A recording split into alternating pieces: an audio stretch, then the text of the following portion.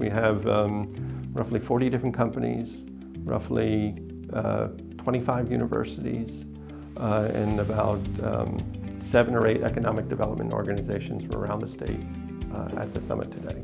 The goal of this summit is to bring together various stakeholders from around the state to talk about the importance of the chips kind of to American life, right? These are in your smartphone, in your computer, in your car, right? In our communication systems, in our defense systems. How they're important to the U.S., what we can do in terms of initiatives, in terms of the Federal CHIPS Act and the Texas CHIPS Act, and local initiatives that we have here at Texas A&M University and around the state to improve domestic manufacturing of semiconductors.